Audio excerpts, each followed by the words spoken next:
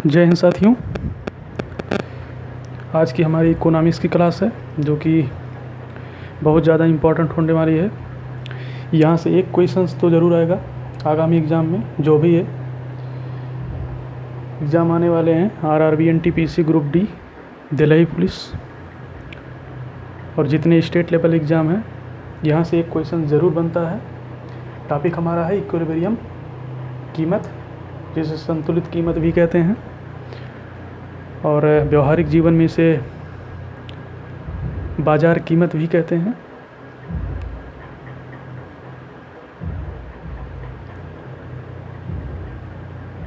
और ये हमारी गरीबी और बेरोजगारी जो टॉपिक हमने स्टार्ट किया था 5वीं या 6वीं क्लास से होगी, जिसमें आज हम पढ़ेंगे इक्विलिब्रियम प्राइस। ध्यान से देखिएगा।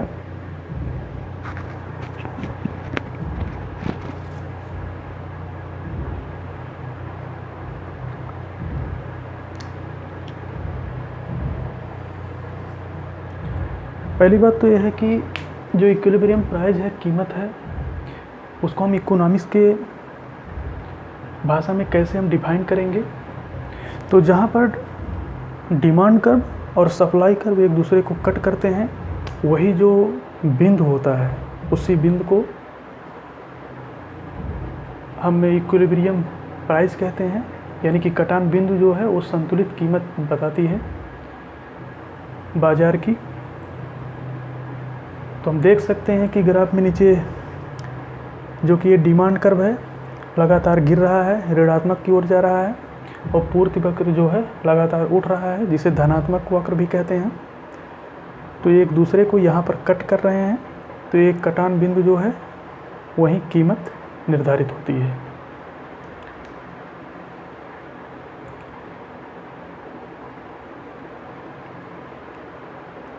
तो मांग वक्र है, ये पूर्ति वक्र है।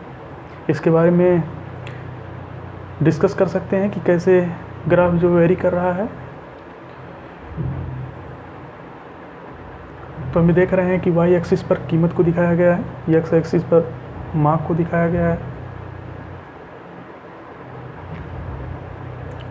तो प्राइस बढ़ रही है तो मांग पर क्या प्रभाव पड़ रहा है, क्या इम्पैक्ट पड़ रहा है, ये सारी चीज़ जो है हम देख सकते हैं कि कीमत में होने वाला जो परिवर्तन है वो मांग पर देखा जा रहा है। कीमत पर अगर हम देखें तो कीमत इनिशियली यहाँ पर है, और जो है इस पॉइंट पर अगर हम देखें तो जो मांग वक्र है वो लगातार नीचे गिर रहा है। यानी कि ये कह सकते हैं कि जो मांग वक्र है वो ऋणात्मक है, और यहीं पर ये जो पूर्ति वक्र है वो ऊपर की तरफ जा रहा है, इस नाते से धनात्मक वक्र हो गया।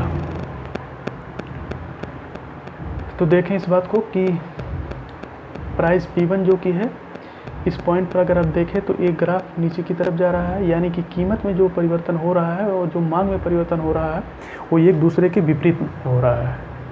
लेकिन रिवर्स ऑर्डर में अगर हम देखें कि जो मांग की बात हो रही है, अगर हम मांग में जो परिवर्तन देखें कि M2 है तो M2 के सामने जो है P1 है, यानी कि डायरेक्टली प्रोपोर्शनल जा रहा है। अगर मांग में परिवर्तन हो रहा है तो सेम जो है कीमत में भी परिवर्तन हो रहा है। इस पॉइंट में देखें तो P है, और इस पॉइंट पर देखें तो इसके सामने P2 है।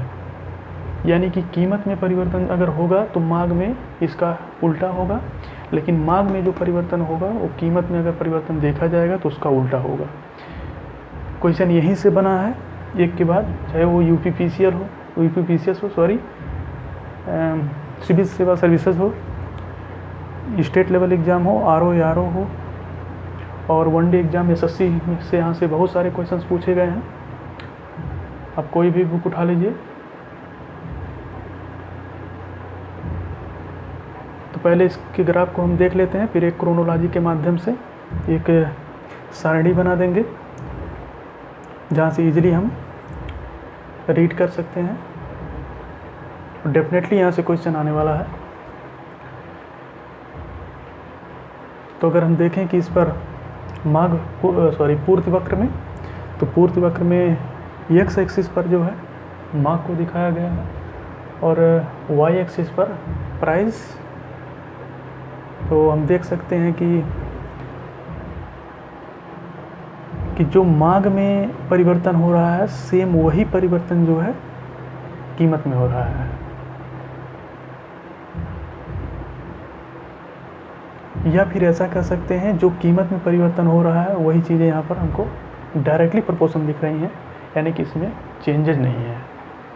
अभी हमने इसको बारे में डिस्कस कर दिया। इसको हम एक सरणी के माध्यम से दिखा देते हैं जो परिवर्तन हो रहा है।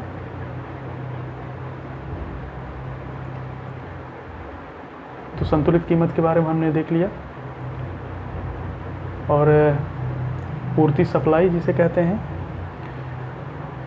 माग किसे कहते हैं आप अच्छे तरीके से जान सकते हैं कि जब हम बाज़ार में जाते हैं किसी आवश्यकता के लिए तो वहाँ पर जो है किसी निश्चित स्थान पर जाते हैं और किसी निश्चित समय में निश्चित वस्तु के लिए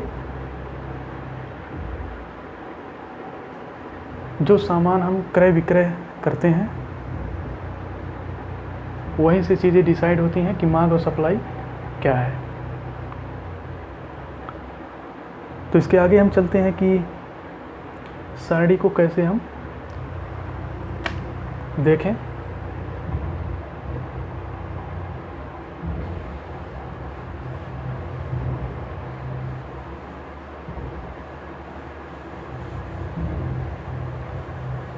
एक सारणी बनाएंगे इसमें।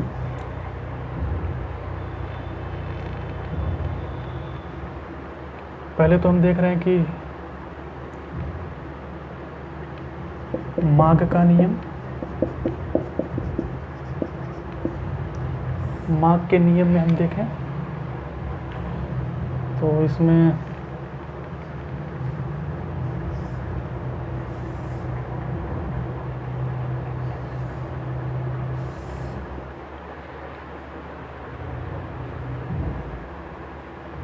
ये कीमत है।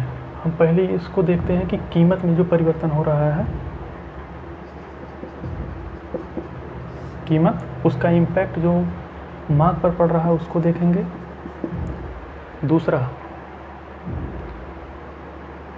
सारणी 1 एंड सारणी 2। क्वेश्चन यहीं से आता है, इसको अच्छे से देख लें। 1 से 2 क्वेश्चन जरूर मिलेंगे। तो यह कीमत है और इस सारणी में हम माग में होने वाले परिवर्तन को देखेंगे।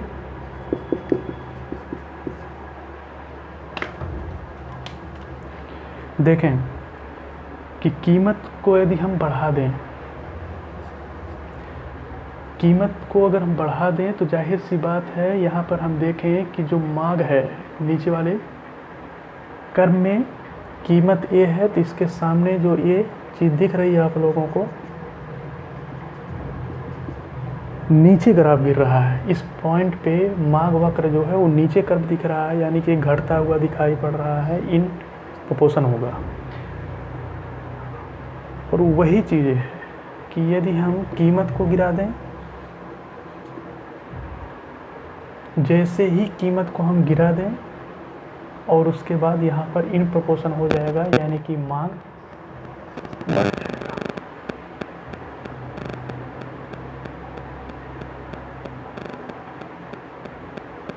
यानी कि कीमत को बढ़ाएंगे तो मांग अपने आप नीचे गिर रहा है, यदि कीमत को घटा देंगे तो मांग बढ़ जाएगी।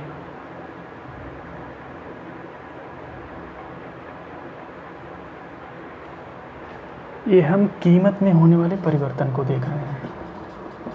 कीमत में परिवर्तन, जो चीज़ है वो कीमत में परिवर्तन हम देख रहे हैं कि कीमत में परिवर्तन हो रहा है।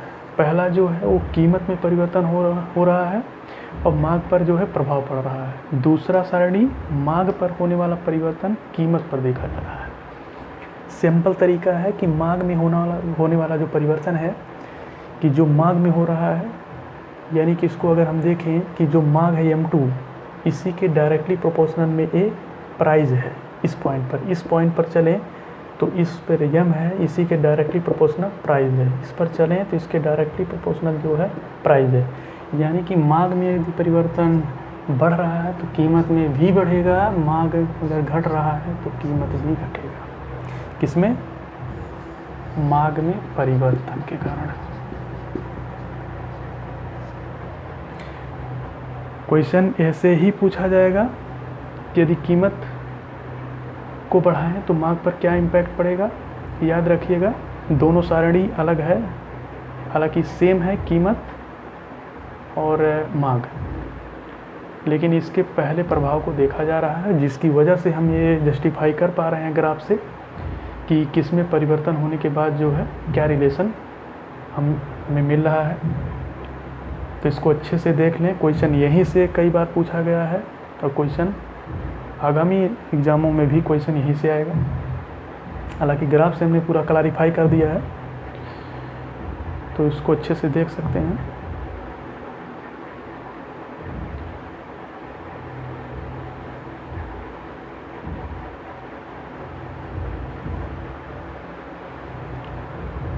एक चीज़ याद रखिएगा,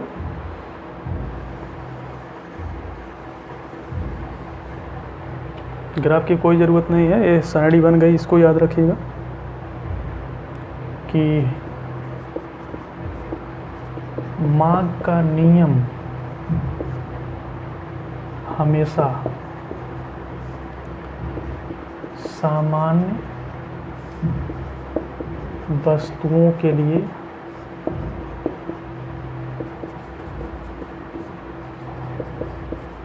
लागू होता है।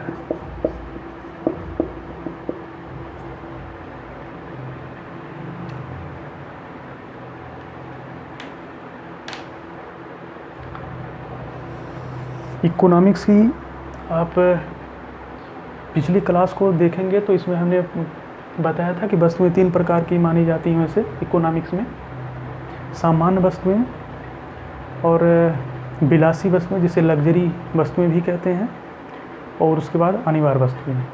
तो सामान्य वस्तुएं में बताया गया था, सामान्य वस्तु को हम आधारभूत आवश्यकता भी कहते हैं, जिसमें हमारा मकान, रोटी, कपड़ा ये ज़रूरी था। आज के समय में अगर देखें तो शिक्षा, पर्यावरण, ये भी सब इंक्लूड कर दिया गया है। और वहीं अनिवार्य वस्तुएं में जैसे एक कार हमने एग्जाम्पल दिया था क्लासों में कि अनिवार्य वस्तु जो है यदि कार है तो किसी कंपनी के लिए वो ज़रूरी है, लेकिन वही दहेज के लिए ज़रूरी नहीं है कार, क्योंकि हो सकता है कि जिसकी आय जितनी ज़्यादा हो तो हो सकता है कि वह व्यक्ति ज़्यादा एफर्ट कर पा रहा हो, और जिसकी आय कम हो तो हो सकता है कि कार ना दे पाए दहेज में। तो उसके लिए हमने अनिवार्य वस्तु भी बताया था। उसके बाद विलासी वस्तुएं ऐसी हैं कि जो है जितनी हमारी आवश्यकता रहे उससे हम ज़्यादा यदि खर्च करें तो हमारे लिए वो लग्जरी होगी, यानी कि विलासी वस्तुएं होगी। तो फिलहाल इतना समझें कि सामान्य वस्तु के लिए जो ये मांग का नियम हम बताए हैं, केवल सामान्य वस्तु के लिए ही लागू होता है। याद रखिएगा, ये क्वेश्चन कई बार एग्जाम में पूछा गया है।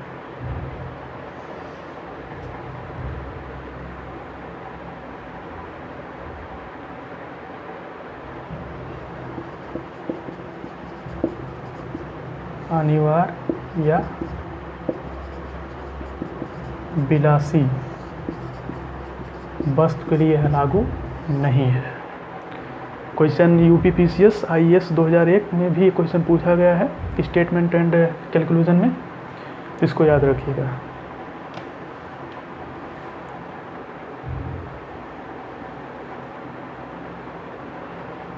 अब इसमें हम देख लेते हैं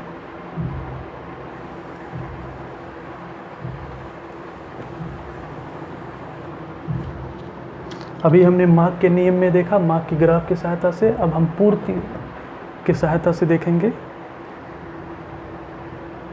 पूर्ति वक्र की सहायता से हम देखेंगे पूर्ति का नियम। पूर्ति का नियम। यहाँ पर वाई एक्सिस पे कीमत है, यहाँ कीमत लिखा,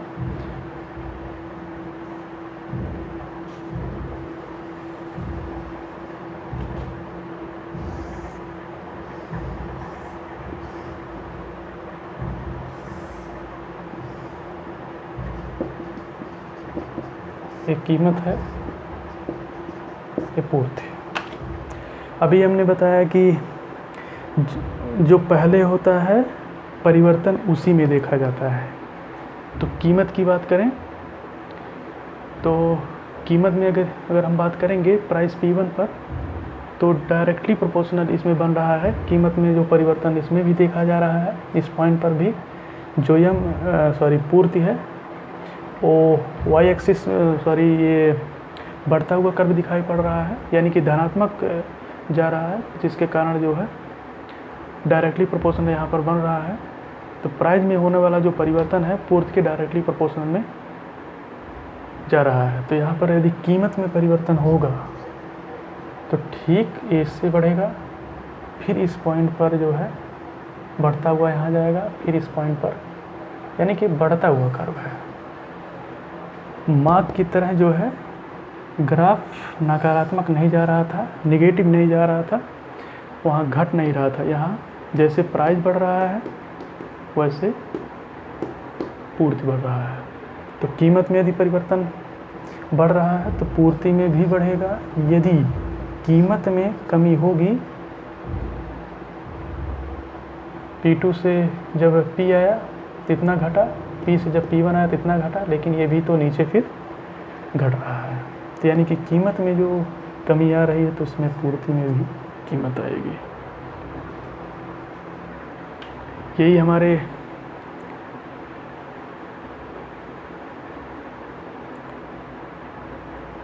सबसे ज़्यादा इम्पोर्टेंट है। यहाँ से क्वेश्चंस पिछली एनटीपीसी ग्रुप डी में पूछा गया है, आप देख सकते हैं। 2016 एनटीपीसी में जो क्वेश्चंस पेपर आए थे उसमें से 2 से 3 क्वेश्चन थे। अभी जो हाल ही में एलपी व ग्रुप डी में क्वेश्चन पेपर हुआ है 2018 में, वहाँ से भी बहुत सारे क्वेश्चंस यहाँ से पूछे गए हैं कि मांग और पूर्ति में क्या डिफरेंसेस होते हैं। यदि मांग के हम नियम को देखें तो उसमें क्या चेंजेस होते हैं पूर्ति को कीमत को लेकर। तो इसको हम अच्छे तरीके से देख पा रहे हैं कि जिस तरीके से हमने ग्राफ बनाया,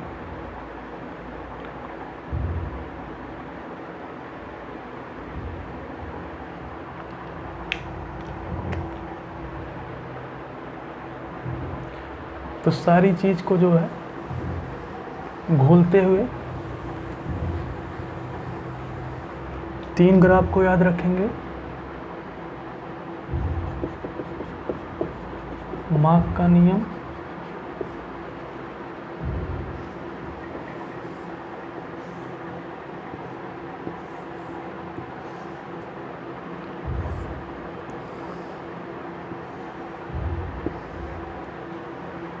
यहाँ ये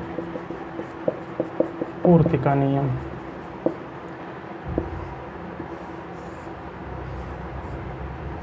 सिर्फ इसको याद रखिएगा क्योंकि उस समय याद नहीं रहेगा ग्राफ। तो कीमत, मांग, सारणी S1, सारणी S2, यहाँ पर जो है इसका रिवर्स करें, मांग,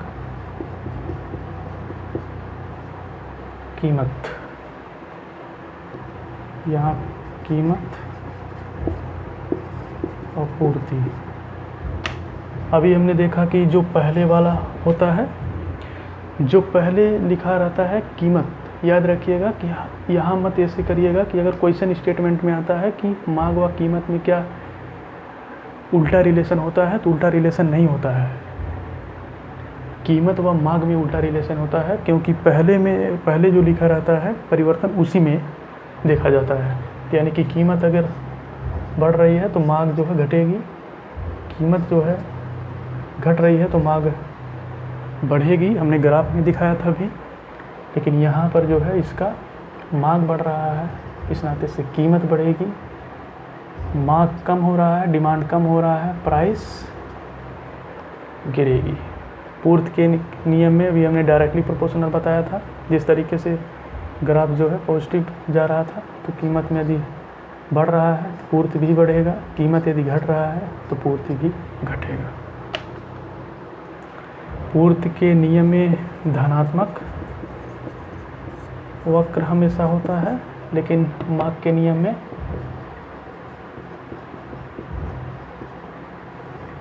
ऋणात्मक वक्र होता है। तो इस सारणी को अच्छे से नोट डाउन कर सकते हैं या फिर अच्छे से इसको देख लें, क्योंकि क्वेश्चंस यहाँ से 100% आने वाला क्वेश्चन है। क्वेश्चन 1 या 2 जरूर मिलेगा। और अगली क्लास में हम इकोनॉमिक्स के दूसरे चैप्टर के साथ मिलेंगे। धन्यवाद।